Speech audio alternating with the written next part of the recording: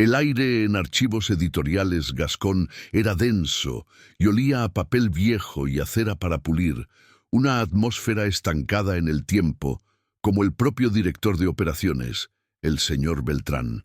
Su voz, siempre un murmullo condescendiente, resonaba en los pasillos silenciosos mientras reprendía a Silvia, una catalogadora, por haber archivado un documento con una pestaña doblada 1 milímetro. Para Beltrán, el orden físico no era una preferencia, era una religión, y el archivo su templo sagrado. La humillación era su herramienta de gestión preferida, un ritual público diseñado para infundir un terror paralizante a cometer el más mínimo error. Los demás empleados bajaban la mirada, fingiendo una concentración absoluta en sus tareas, no por respeto, sino para evitar que la ira del director se posara sobre ellos. En este reino de carpetas y legajos, la eficiencia se medía en la ausencia de errores, y la creatividad era una forma de desorden que debía ser erradicada antes de que pudiera contaminar la pureza del sistema. Desde el sótano, un laberinto de estanterías polvorientas que albergaba el archivo muerto, Leo escuchaba el eco lejano de la reprimenda. Se sentía como un arqueólogo de un mundo olvidado. Su única tarea era organizar los restos de una era analógica que se negaba a morir. Su pasión, sin embargo, vivía en el universo digital, en la narración visual, en la capacidad de contar historias con imágenes y sonidos. Pero en Gascón, esa pasión era inútil, incluso sospechosa. Su única ventana a ese mundo vibrante era la pantalla agrietada de su viejo teléfono móvil, un dispositivo obsoleto para el mundo exterior, pero que para él era un portal a un universo de posibilidades infinitas. Se sentía como un prisionero que dibujaba paisajes en las paredes de su celda, manteniendo viva una parte de sí mismo que su entorno se esforzaba cada día por extinguir, un soñador atrapado en la pesadilla de la burocracia. Historias como esta nos recuerdan que las herramientas más poderosas no siempre son las más nuevas o las más caras. A veces, la limitación es la madre de la invención. Si alguna vez te has sentido subestimado o atrapado por tus circunstancias, con solo un pequeño recurso para aferrarte a tus sueños, sigue viendo. La historia de Leo es un testimonio de cómo la perspectiva correcta puede convertir un objeto viejo en una llave maestra, demostrando que el ingenio humano puede florecer en los lugares más inesperados y áridos. Este no es solo un relato sobre archivos y tecnología, sino sobre la increíble capacidad de una persona para redefinir su realidad, utilizando la única herramienta a su disposición para abrir una brecha en el muro de la conformidad y construir un nuevo futuro ladrillo a ladrillo. El señor Beltrán gobernaba desde una oficina en la planta principal, con un escritorio de caoba que parecía un altar dedicado al orden. Despreciaba la tecnología digital, a la que se refería como el gran borrador de la memoria, creyendo que solo lo tangible, lo que se podía tocar y archivar físicamente, tenía valor real. Para él, un archivo en la nube era un fantasma, una abstracción peligrosa y poco fiable. Su fe ciega en el papel había convertido a Gascón en un museo, respetado por su historia pero cada vez más irrelevante en un mundo que se movía a la velocidad de la fibra óptica. Se enorgullecía de la disciplina que imponía, sin darse cuenta de que estaba transformando un tesoro de conocimiento en un mausoleo, un lugar donde la información iba a morir en lugar de a vivir, preservada pero inerte, un monumento a un pasado glorioso con un futuro inexistente. Leo, por su parte, llevaba una vida secreta en los márgenes de ese mundo. Durante el día era el empleado invisible, El fantasma del sótano, moviendo cajas y catalogando documentos con una eficiencia silenciosa. Pero durante sus descansos y en las largas noches en su pequeño apartamento, su viejo teléfono se convertía en su estudio de arte. Con aplicaciones gratuitas y una paciencia infinita, experimentaba con la fotografía, la edición de vídeo y el diseño gráfico. Transformaba fotos mundanas en composiciones evocadoras, creaba animaciones cortas a partir de dibujos simples, contaba microhistorias en 60 segundos. Era su forma de rebelión silenciosa, su manera de practicar la magia en un mundo que solo creía en la lógica de la tinta y el papel. Su teléfono no era solo un dispositivo, era una extensión de su alma creativa, un músculo que ejercitaba en la oscuridad, esperando un día poder usarlo en la luz. El proyecto que lo cambiaría todo fue, irónicamente, una iniciativa de Beltrán. Presionado por la junta directiva, había accedido a regañadientes a digitalizar una pequeña parte del archivo fotográfico histórico, el legado visual Gascón. Pero lo haría a su manera, con escáneres de tambor de $500,000, operados por técnicos externos con guantes blancos, en una sala de clima controlado. A Leo se le asignó la tarea más ingrata: preparar los materiales más frágiles y antiguos, las placas de vidrio del siglo XIX, para el proceso de escaneo. Beltrán se lo dejó muy claro, su voz cargada de una amenaza apenas velada. Luján, estas placas son irreemplazables. Un solo rasguño, una sola huella dactilar, y su carrera en esta empresa se habrá hecho añicos. La presión era inmensa, un peso de cristal sobre sus hombros. Leo trabajó durante días en el silencio del sótano, manejando cada placa de vidrio como si fuera el corazón de un recién nacido. El proceso era lento y requería una concentración absoluta. Limpiaba el polvo de décadas con un soplador de aire, catalogaba cada imagen con un cuidado exquisito y las colocaba en cajas especiales acolchadas. Sentía la historia en sus manos, retratos de rostros olvidados, paisajes de una ciudad que ya no existía. Era un trabajo que respetaba, pero la ironía lo carcomía por dentro. Estaba preparando estas hermosas imágenes para un proceso de digitalización frío y clínico que, en su opinión, capturaría la información, pero perdería el alma. Anhelaba poder hacer algo más con ellas, darles una nueva vida, pero su papel era el de un simple peón en el juego de Beltrán, un preparador de reliquias para su embalsamamiento digital. El desastre ocurrió un jueves por la tarde. Mientras trasladaba una caja que contenía las placas más valiosas, las del fundador de la editorial, un archivador metálico mal cerrado se balanceó y golpeó la caja. El sonido, un crujido agudo seguido de un tintineo mortal, fue el más espantoso que Leo había oído en su vida. Con el corazón en la garganta, abrió la caja. La placa de vidrio del retrato oficial de don Alejandro Gascón, el santo grial del archivo, estaba rota en una docena de pedazos. El aire abandonó sus pulmones. No era solo un error, era un sacrilegio. Había destruido la reliquia más sagrada del templo de Beltrán. El pánico lo inundó, una ola helada que le nubló la visión y le hizo temblar las manos.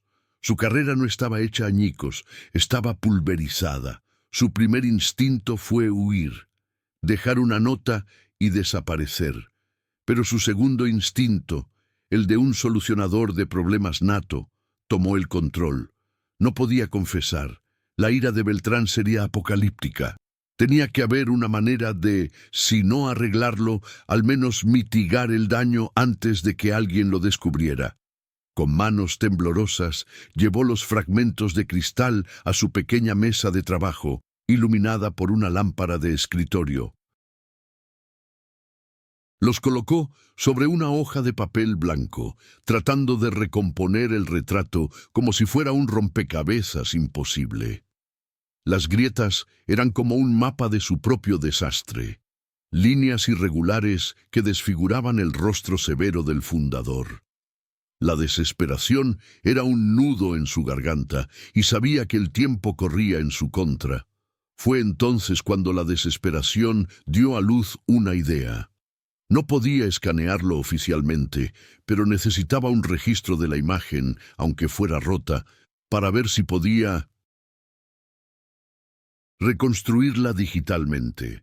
Sacó su única herramienta, su viejo y fiel teléfono, lo sostuvo sobre los fragmentos y, por un momento, la ironía de la situación casi lo hizo reír. Iba a usar el objeto del desprecio de Beltrán para intentar salvarse de un crimen contra el mundo analógico de Beltrán. Con cuidado, ajustó el enfoque. La luz de la lámpara se reflejaba en los bordes afilados de las grietas, creando un patrón de luz que el sensor de la cámara de su teléfono, de baja calidad y propenso a los destellos de lente, capturó de una manera extraña e imprevista. Cuando miró la imagen en la pantalla, se quedó sin aliento. No vio un retrato roto.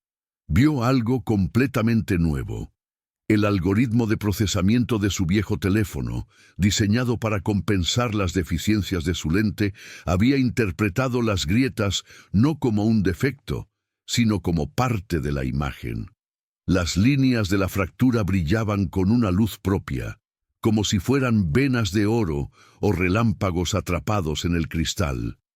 El rostro del fundador, antes severo y distante, ahora parecía vulnerable, trágico, infinitamente más humano.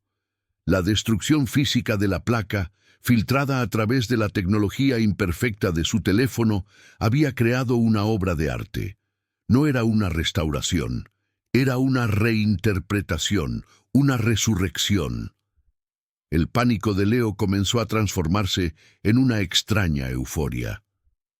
Se dio cuenta de que el accidente no había sido solo una destrucción, sino también un acto de creación. Las limitaciones de su herramienta, que siempre había visto como una desventaja, se habían convertido en su mayor activo. Un escáner de $500,000 habría capturado la fractura con una precisión clínica y fría, registrándola como un simple daño. Pero su teléfono, con su tecnología inferior, la había interpretado con una extraña poesía, añadiendo una capa de significado que nunca había estado allí. El error catastrófico no había sido el final de la historia de esa imagen. Había sido el comienzo de un nuevo y fascinante capítulo. Movido por una repentina oleada de inspiración, comenzó a experimentar. Reorganizó ligeramente los fragmentos, jugó con la luz, tomó docenas de fotos desde diferentes ángulos. Cada imagen era única, una exploración diferente de la belleza en la imperfección. Descubrió que podía usar las grietas para enfatizar una parte del rostro, para crear una narrativa de lucha o de resiliencia. Estaba haciendo lo que siempre había soñado, no solo preservar la historia, sino contar una nueva historia con ella. El sótano polvoriento dejó de ser una prisión y se convirtió en su estudio. Su miedo no había desaparecido por completo, pero ahora estaba mezclado con una emoción tan poderosa que casi lo ahogaba. La emoción del descubrimiento. Sabía que lo que había creado era especial, quizás incluso genial, pero también sabía que se enfrentaba a un obstáculo insuperable, la mente de Ricardo Beltrán. ¿Cómo podría convencer a un hombre que adoraba la perfección de que la belleza de su descubrimiento residía precisamente en la imperfección? ¿Cómo podría explicarle a un tecnófobo que la magia había ocurrido gracias a un teléfono móvil obsoleto? Era una tarea casi imposible. Sin embargo, la idea de simplemente tirar los trozos y aceptar su destino ahora le parecía un sacrilegio aún mayor que el de haber roto la placa en primer lugar. Tenía que intentarlo. Tenía que mostrarle su creación, aunque eso significara su aniquilación profesional. Con una determinación que no sabía que poseía, seleccionó la mejor de las imágenes, una en la que las grietas parecían emanar del ojo del fundador, dándole una apariencia de sabiduría y de haber visto el paso del tiempo. La guardó, apagó la luz de su mesa y se preparó mentalmente para la batalla. Ya no se trataba solo de salvar su trabajo, se trataba de defender una idea, la idea de que la belleza puede encontrarse en los lugares más rotos y que las herramientas más humildes en las manos adecuadas pueden crear milagros. Con el teléfono en el bolsillo, sintiéndose como David con su honda, comenzó a subir las escaleras del sótano para enfrentarse a su Goliat. La euforia del descubrimiento no borró el miedo, sino que se fusionó con él, creando una nueva y potente aleación de determinación temeraria. Leo sabía que no podía simplemente mostrarle una foto a Beltrán. Necesitaba presentar una tesis, una nueva forma de ver el archivo y su propósito. Su viejo teléfono, que había sido la causa accidental del problema y la herramienta inesperada de la solución, se convirtió en su lienzo. Durante la siguiente hora, en la soledad iluminada por su lámpara, trabajó con una intensidad febril. No se limitó a una sola imagen. Creó una pequeña serie, una narrativa visual. Usando una aplicación de edición gratuita, ajustó sutilmente los contrastes para resaltar las luminosas venas de las grietas y aplicó un filtro sepia que unificaba los fragmentos, dándoles la pátina de una obra de arte redescubierta. Estaba construyendo un puente entre el pasado analógico y el presente digital, un puente que esperaba que Beltrán estuviera dispuesto a cruzar. Creó un pequeño vídeo, una presentación de diapositivas con un suave efecto de zoom que recorría las grietas como si fueran ríos en un mapa, con el rostro del fundador emergiendo de ellas, no destruido, sino revelado. Añadió un par de frases de texto, no como una explicación, sino como una meditación poética. La historia no es una superficie perfecta. Son las cicatrices las que cuentan la verdadera historia. Estaba preparando una defensa, no para su error, sino para una filosofía. La filosofía de que la preservación no debería ser un embalsamamiento, sino una conversación continua con el pasado.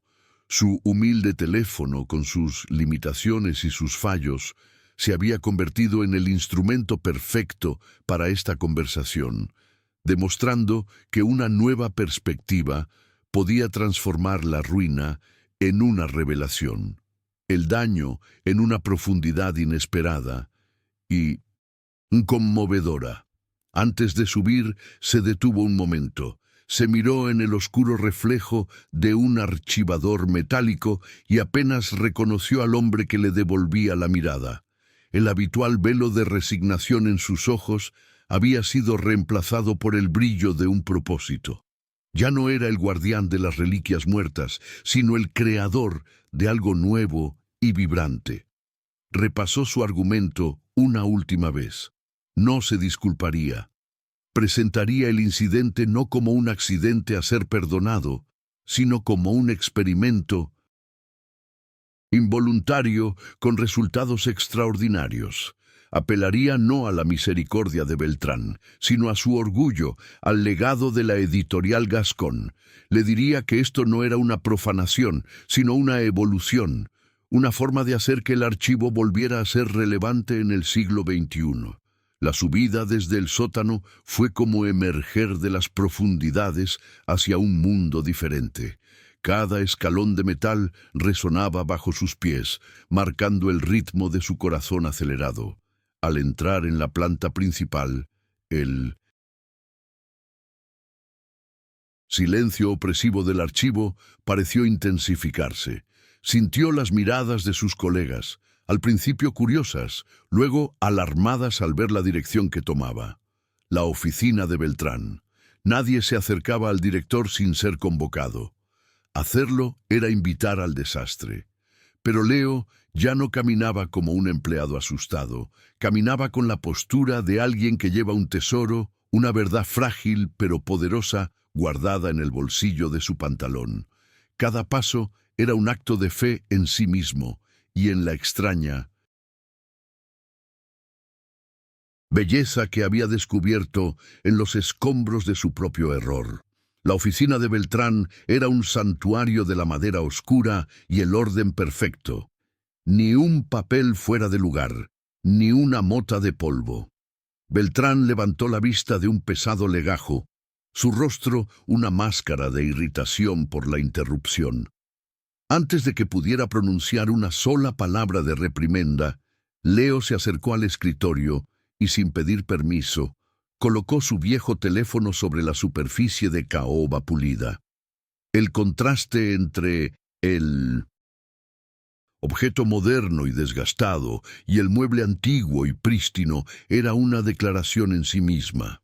Con una voz tranquila, pero que no admitía interrupción, Leo dijo: «Señor Beltrán, ha ocurrido un incidente con la placa del fundador, pero creo que necesita ver el resultado. No es lo que usted espera, es algo mucho, mucho más». Sin esperar una reacción, Leo le dio al play. La pequeña pantalla se iluminó, mostrando la primera imagen. El rostro de don Alejandro Gascón, atravesado por líneas de luz. Beltrán se inclinó, sus ojos entrecerrándose con incredulidad y una creciente furia. Leo comenzó a hablar, su voz llenando el silencio tenso. No describió un accidente, sino un proceso artístico. Habló de cómo las fracturas revelaban la fragilidad humana detrás del icono, de cómo la luz capturada en las grietas simbolizaba la resiliencia. Con cada imagen que pasaba, construía su argumento, explicando que el archivo Gascón no solo contenía hechos, sino también emociones, y que esta nueva técnica permitía liberarlas. «No estoy mostrando un objeto roto», concluyó. «Estoy mostrando una historia más profunda». Luego, Leo se atrevió a ir un paso más allá.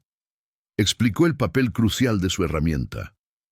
Con una pasión que no sabía que tenía, dijo: «Un escáner de alta resolución solo habría visto los datos, la fractura como un defecto a ser corregido digitalmente. Pero la lente imperfecta de este teléfono, su software tratando de compensar la luz, vio poesía. No capturó la imagen, la interpretó. La tecnología no tiene que ser perfecta para crear belleza. A veces, sus defectos, sus limitaciones, son precisamente lo que nos permite ver las cosas de una manera nueva».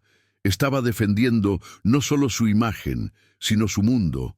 Un mundo donde el ingenio importaba más que el presupuesto y la visión más que el equipo. Por un momento, un silencio absoluto se apoderó de la oficina. Beltrán miraba la pantalla del teléfono, su rostro inescrutable. Leo vio una flicker de algo en sus ojos, una vacilación, la confusión de un hombre cuyo universo de certezas acababa de ser sacudido por una evidencia innegable.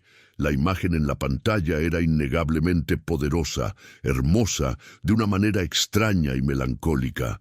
Por un instante, Leo se permitió una chispa de esperanza. Quizás la belleza de la imagen podría trascender el dogma del hombre. Quizás Beltrán, a pesar de todo, podría reconocer el valor de lo que estaba viendo, aunque hubiera nacido de la confluencia de un error y una tecnología que despreciaba. Pero fue solo un instante. La mente de Beltrán, un archivo perfectamente ordenado de reglas y prejuicios, se reafirmó.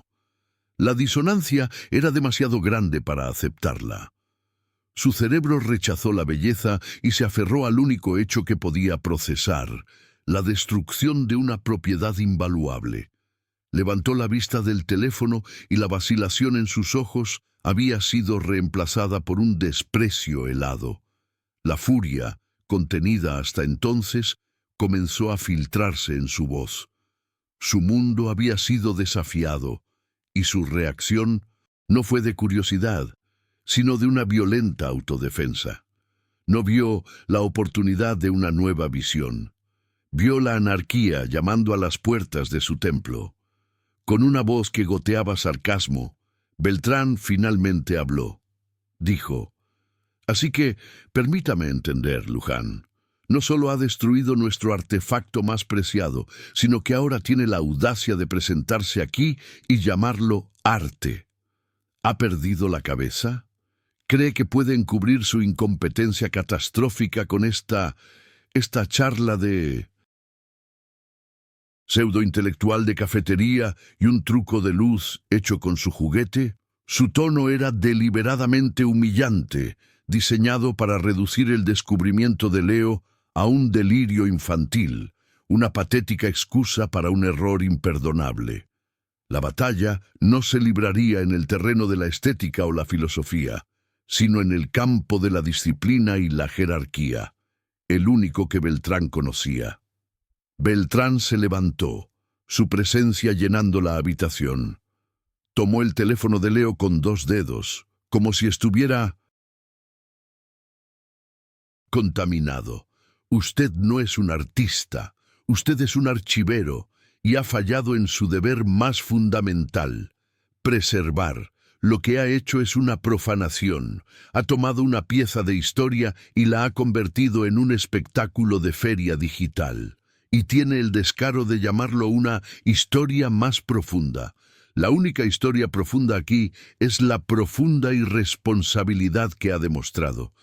Cada palabra era un golpe, un intento de demoler la confianza de Leo y reafirmar la ortodoxia de su propio mundo. No estaba discutiendo, estaba sentenciando. Con una crueldad calculada, caminó hacia la puerta de su oficina y la abrió, asegurándose de que los empleados cercanos pudieran oír. Sostuvo el teléfono en alto, con la imagen rota del fundador brillando en la pantalla. Con voz de pregonero, anunció: «Para que todos sean testigos de la clase de locura que se produce cuando se olvida la disciplina. El señor Luján aquí ha destruido la placa original del fundador y cree que ha creado una obra maestra con su teléfono. Cree que el desorden es arte y que la negligencia es innovación, que esto sirva como un recordatorio de por qué nuestras reglas existen, para protegernos de esta clase de delirios». Estaba convirtiendo la humillación de Leo en una lección para todos, utilizando su creación como el símbolo de todo lo que estaba mal. Leo sintió que el suelo desaparecía bajo sus pies. La esperanza que había florecido en el sótano se marchitó bajo la helada luz de la humillación pública. Podía sentir las miradas de sus colegas, una mezcla de vergüenza ajena y miedo. Su momento de valentía, su intento de compartir algo hermoso, estaba siendo retorcido y convertido en una prueba de su supuesta locura. El teléfono en la mano de Beltrán, que momentos antes había sido una varita mágica, ahora parecía una prueba de cargo en un juicio.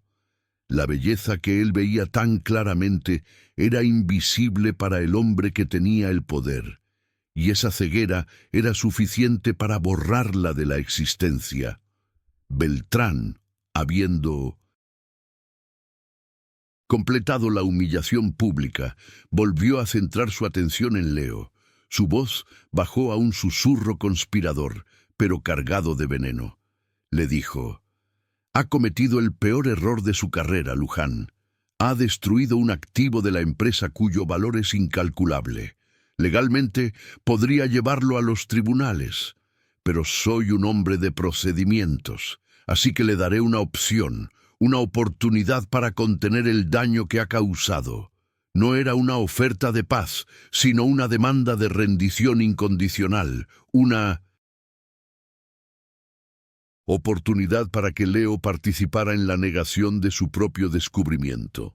Dejó el teléfono sobre el escritorio de Leo, que estaba justo fuera de su oficina, como si fuera una bomba a punto de estallar. Luego se dirigió a él en un tono formal, para que todos lo oyeran. Le ordenó: «Tiene dos opciones, Luján. Opción 1. Borrará inmediatamente todas las imágenes y vídeos de este proyecto de su dispositivo y de cualquier otro lugar donde puedan existir. Luego firmará una confesión completa de negligencia y aceptará una degradación y un recorte salarial. Opción 2.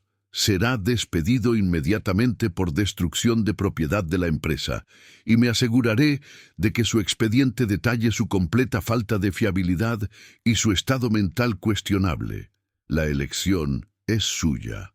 Conformidad o aniquilación». El ultimátum de Beltrán pendía en el aire, pesado y venenoso. Leo miró la pantalla de su teléfono, donde la imagen del fundador fracturado brillaba como un testamento silencioso de Minnesnunintosyn. Su descubrimiento. Borrarla sería como arrancarse una parte de sí mismo, una confesión de que su visión no valía nada, de que la belleza que había encontrado era solo una ilusión. Sería aceptar que el mundo de Beltrán, un mundo de perfección estéril y miedo, era el único mundo posible. Pensó en los años pasados en el sótano, en su pasión secreta, en el breve y electrizante momento de creación pura. Y supo que no podía hacerlo, no podía destruir la única cosa verdaderamente suya que había creado. En ese lugar, levantó la vista, listo para rechazar el ultimátum y aceptar las consecuencias, listo para caminar hacia el exilio con su integridad intacta. Justo cuando abrió la boca para pronunciar las palabras que sellarían su destino, un sonido nítido y ajeno rompió la tensión. Las puertas de cristal de la entrada principal se abrieron y entró una mujer que no pertenecía a ese mundo de polvo y silencio. Era joven, de unos 30 años, vestida con una elegancia moderna y minimalista que contrastaba violentamente con el ambiente anticuado del archivo. Irradiaba una energía y una autoridad que inmediatamente eclipsaron la de Beltrán. El director se quedó helado, su rostro pasando del desprecio a una pálida máscara de pánico. Era Isabel Gascón, la nieta del fundador, una historiadora de arte con reputación internacional que recientemente había asumido la presidencia de la fundación familiar, convirtiéndose de la noche a la mañana en la máxima autoridad sobre el archivo y todo lo que contenía. Beltrán, que un segundo antes era un tirano, se transformó en un instante en un adulador servil. Se apresuró a recibirla, su cuerpo encorvado en una reverencia no oficial. Con una voz que resumaba una falsa calidez, dijo: «Señorita Gascón, qué placer tan inesperado. No la esperábamos. Si me hubiera avisado, le habría preparado un resumen del progreso de la digitalización». Intentó flanquearla, guiarla sutilmente lejos de la escena de la humillación, hacia la seguridad y el control de su oficina. Pero Isabel Gascón no era una mujer que se dejara guiar. Su mirada aguda ya había absorbido la atmósfera del lugar, la tensión palpable, los empleados congelados en sus escritorios y la extraña escena central con Leo, de pie, desafiante, junto a un teléfono móvil sobre un escritorio. Con una calma que desarmó por completo el nerviosismo de Beltrán, Isabel se detuvo. Ignoró la invitación a su oficina y señaló con la barbilla hacia Leo. Su voz era tranquila, pero cortaba el aire con la precisión de un bisturí? Preguntó. Estaba revisando los planes del archivo y decidí hacer una visita sorpresa. Parece que he llegado en un momento interesante. ¿Qué es exactamente lo que está pasando aquí, Ricardo? La pregunta no era una sugerencia, era una orden. Beltrán tragó saliva, su mente buscando frenéticamente una mentira plausible. Con una risa forzada que no engañó a nadie, respondió: «Oh, esto no es nada, señorita. Un pequeño asunto interno. Un empleado que se ha dejado llevar por la imaginación. Un error de procedimiento que ya está siendo rectificado». Pero su intento de minimizar la situación solo avivó las llamas de la curiosidad de Isabel. Su mirada se posó en el teléfono de Leo, cuya pantalla todavía mostraba la fascinante imagen del rostro fracturado. Su instinto, entrenado para encontrar historias en los objetos, le dijo que ese pequeño dispositivo era la clave de todo el drama. Ignorando por completo a un Beltrán cada vez más desesperado, caminó directamente hacia Leo. Su presencia no era amenazante, sino intensamente enfocada. Con una voz que invitaba a la honestidad, le preguntó: «La imaginación rara vez causa tanto revuelo en un archivo. Me gustaría escuchar su versión. Muéstreme qué hay en ese teléfono que su director considera un error». Le había abierto una puerta, una oportunidad en 1.000.000. Con el corazón martilleando contra sus costillas, Leo sintió una oleada de adrenalina. Era ahora o nunca. Con nada que perder, tomó el teléfono y se lo ofreció a Isabel. Con una voz que temblaba al principio, pero que se fue afianzando con la pasión de su convicción, dijo: «Señorita Gascón, el señor Beltrán lo llama un error, pero yo creo que es un descubrimiento. La placa original de su abuelo se rompió accidentalmente. Pero al fotografiar los fragmentos con este simple teléfono, ocurrió algo inesperado. La tecnología imperfecta encontró una belleza inesperada en la imperfección. Encontró una nueva historia. Beltrán, lívido de rabia, dio un paso adelante. «¡Insubordinación! Señorita, está mintiendo para salvarse. Es un incompetente», siseó, su control finalmente roto. Isabel levantó una mano, ni siquiera miró a Beltrán, y el director se calló como si le hubieran cortado la voz. Toda su atención estaba en la pequeña pantalla. Leo, envalentonado, continuó, explicando su visión. Le habló de cómo las grietas no eran una herida, sino un mapa del tiempo, de cómo la imagen humanizaba a su legendario abuelo, transformándolo de un ícono de bronce a un hombre que había vivido, luchado y sobrevivido. Le explicó que esta técnica podría aplicarse a otros objetos dañados del archivo, creando una colección digital que no solo preservara el pasado, sino que dialogara con él, haciéndolo relevante y emocionante para una nueva generación que vivía a través de las pantallas. No estaba pidiendo clemencia, estaba proponiendo una revolución. Isabel escuchó en silencio, su rostro una máscara de concentración. Pasó lentamente por la serie de imágenes, ampliando los detalles, observando cómo la luz jugaba en las fracturas. Como historiadora del arte y nativa digital, comprendió al instante lo que Beltrán era incapaz de ver. Vio el potencial viral, la belleza poética, la profunda conexión emocional. Vio una forma de desempolvar la historia y hacerla respirar de nuevo. Vio exposiciones interactivas, publicaciones en redes sociales que llegarían a millones, una forma de revitalizar la marca Gascón para el futuro. Mientras Beltrán solo veía un protocolo roto y un objeto destruido, ella veía el nacimiento de un lenguaje visual completamente nuevo para el archivo. Finalmente, levantó la vista del teléfono. Sus ojos brillaban con una emoción que heló la sangre de Beltrán. Miró a Leo, y por primera vez en años, alguien en ese edificio lo miró no como un empleado de sótano, sino como un igual, como un artista. Con una voz llena de un asombro genuino, dijo: ¿Un error? Esto no es un error. Esto es absolutamente brillante, es sensible, es inteligente, es exactamente el tipo de pensamiento innovador que este lugar necesita desesperadamente. Estás tomando el pasado y en lugar de momificarlo, lo estás haciendo cantar. La validación fue tan completa, tan inequívoca, que un suspiro colectivo recorrió a los empleados que observaban. Luego, Isabel se volvió hacia Beltrán. Su rostro, antes lleno de curiosidad, era ahora una máscara de decepción glacial.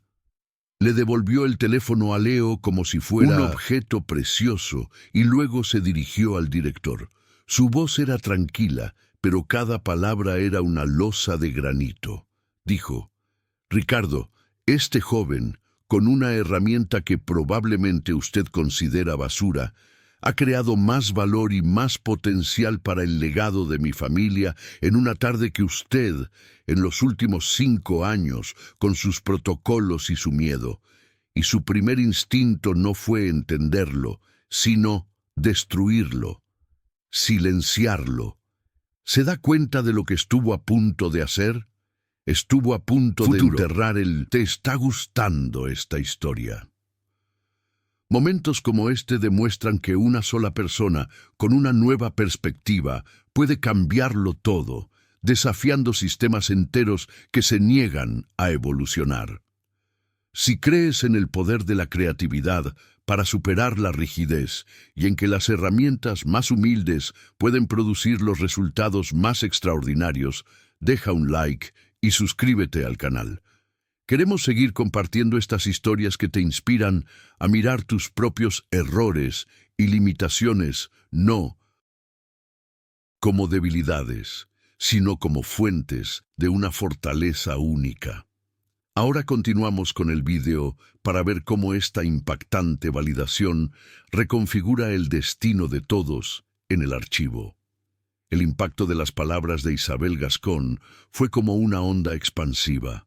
Beltrán, que había construido su identidad sobre la base de su autoridad y su juicio infalible, se quedó sin palabras. Su rostro era un lienzo de emociones en conflicto: shock, negación, una rabia impotente y finalmente un miedo puro y desnudo. Intentó articular una defensa, una excusa patética. Señorita Gascón, yo solo estaba siguiendo el procedimiento. Mi deber es proteger los activos. Yo estaba probando su iniciativa. La mentira era tan transparente que resultó dolorosa de escuchar, el último estertor de un régimen que acababa de ser derrocado.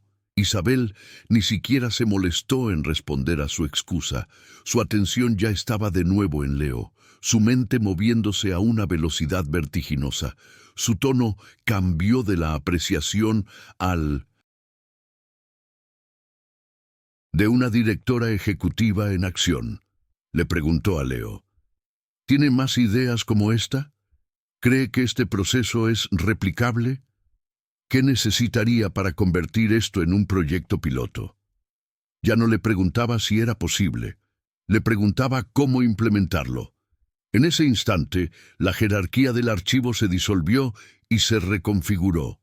Leo, el paria del sótano, se había convertido en el centro de la nueva visión estratégica de la empresa, y Beltrán se había vuelto dolorosamente irrelevante.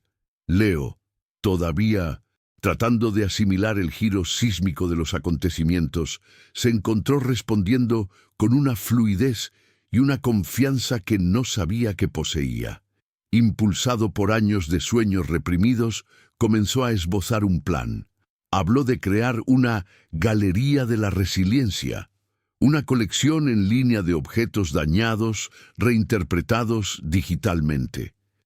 Habló de talleres para enseñar a los jóvenes a encontrar la belleza en lo imperfecto usando solo sus teléfonos. Habló de proyecciones, de realidad aumentada. Las ideas Brotaban de él, un torrente de creatividad largamente contenido que finalmente había encontrado su cauce. Isabel escuchaba, asintiendo, su expresión cada vez más impresionada. Finalmente, Isabel Gascón tomó su decisión. Fue rápida, decisiva y brutalmente clara. Se dirigió a todo el personal que había estado observando el drama como si fuera una obra de teatro. Su voz resonó con una autoridad incuestionable. A partir de este momento, el proyecto de digitalización queda suspendido. Nuestra nueva prioridad es la iniciativa que ahora llamaremos Legado Vivo. El señor Luján estará a cargo, reportándome directamente a mí. Tendrá el presupuesto y el personal que necesite. Quiero una propuesta completa en mi escritorio para el final de la semana. Luego su mirada, ahora fría como el acero, se posó en Ricardo Beltrán y pronunció las palabras que todos esperaban. Ricardo, a mi oficina, ahora. La caminata hacia la oficina de Beltrán, la misma que minutos antes había sido un santuario de poder, fue para él un calvario. Cada paso era un clavo en el ataúd de su carrera. Los empleados, liberados de su yugo, lo observaban con una neutralidad fría que era más condenatoria que cualquier mirada de odio. Isabel Gascón caminaba a su lado. Su silencio no era un vacío, sino un juicio. El mundo de Beltrán, construido sobre la certeza de las reglas y la inmutabilidad del pasado, se había derrumbado por la fotografía de un objeto roto, tomada con una herramienta que él consideraba un juguete. Había dedicado su vida a prevenir el desorden, solo para descubrir que el futuro de la empresa residía precisamente en la belleza del caos que él había intentado tan desesperadamente suprimir. Dentro de la oficina, Isabel Gascón no fue cruel, fue clínica. Se sentó detrás del imponente escritorio de caoba, reclamando el espacio con una naturalidad que subrayaba el fin de una era. Con una voz desprovista de emoción, le explicó: «El mundo no necesita más guardianes de museos, Ricardo. Necesita narradores, necesita gente que pueda conectar el pasado con el presente de una forma que emocione a las personas». Leo, con un teléfono viejo, demostró que entiende esto instintivamente.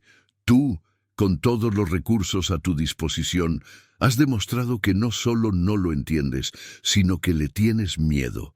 Y esta fundación no puede permitirse el lujo de ser dirigida por el miedo. Has convertido un tesoro en una tumba y casi entierras vivo al único que sabía cómo encontrar el mapa. Beltrán, en un último y patético intento de salvarse, intentó apelar a su lealtad, a sus años de servicio, a la impecable organización del archivo. Argumentó que la visión de Leo era una moda pasajera, un riesgo imprudente que devaluaría la seriedad de la colección. Dijo que su trabajo era ser el ancla de la tradición, no la veleta del cambio. Pero cada palabra que pronunciaba solo cavaba su tumba más hondo, revelando su completa desconexión con la realidad. Isabel lo escuchó pacientemente y luego, finalidad tranquila, le respondió: «La tradición que no puede respirar muere. Tu trabajo no era ser un ancla, era ser un puente, y en lugar de construir uno, intentaste dinamitar el que alguien más había creado. No has protegido el legado, lo has puesto en peligro de volverse irrelevante». El final fue tan silencioso y ordenado como el propio archivo de Beltrán. Isabel Gascón se puso de pie, un gesto que indicaba que la conversación había terminado. Con una voz formal pero inflexible, le comunicó su decisión. «Tu puesto como director de operaciones ha sido eliminado con efecto inmediato. Te ofreceremos un generoso paquete de indemnización a cambio de tu renuncia silenciosa. Puedes tomarte el resto del día para recoger tus efectos personales. La seguridad te acompañará. Gracias por tus años de servicio. No fue un despido furioso, fue una obsolescencia declarada. Beltrán no había sido derrotado, simplemente había sido superado por el tiempo, una reliquia humana siendo archivada en el sótano de la historia de la empresa. La salida de Ricardo Beltrán fue un anticlímax. Mientras metía sus pertenencias en una caja de cartón, el zumbido de la actividad ya había regresado al archivo. Pero era un sonido diferente. Era un murmullo de emoción, de posibilidades. Nadie se detuvo a despedirse. Pasó por delante de Leo, que ahora estaba rodeado de colegas que le ofrecían ideas y ayuda, y sus miradas no se cruzaron. Al salir por la puerta principal por última vez, Beltrán dejó atrás un mundo que ya no entendía, un mundo donde un teléfono agrietado había resultado ser más poderoso que todo un sistema de creencias basado en la perfección del papel y la tinta. Un mundo que había seguido adelante sin él. Inmediatamente después, Isabel Gascón reunió a todos. De pie en el centro del archivo, con Leo a su lado, anunció una nueva era. Con una energía que electrificó la sala, dijo: el proyecto Legado Vivo no es solo un nuevo departamento, es una nueva filosofía. A partir de hoy, cada uno de ustedes está autorizado a buscar la belleza en lo imperfecto. Están autorizados a experimentar, a cometer errores, a usar las herramientas que tengan a mano, sin importar cuán humildes sean, para contar nuevas historias. Vamos a romper las reglas que nos asfixian y a escribir otras nuevas que nos inspiren. Un aplauso genuino y liberador llenó el espacio, el sonido de un organismo que volvía a respirar después de haber estado conteniendo el aliento durante años. Leo, en su nuevo inesperado papel de líder, se dirigió al equipo. Su voz, antes apenas un susurro en el sótano, ahora resonaba con una confianza tranquila. Les dijo: no soy un experto en tecnología ni un artista famoso. Solo soy alguien que miró algo roto y vio una oportunidad en lugar de un final. Eso es todo lo que les pido. Miren a su alrededor, a estos estantes llenos de historias. Encuentren las que están rotas, las que están olvidadas, y denles una nueva voz.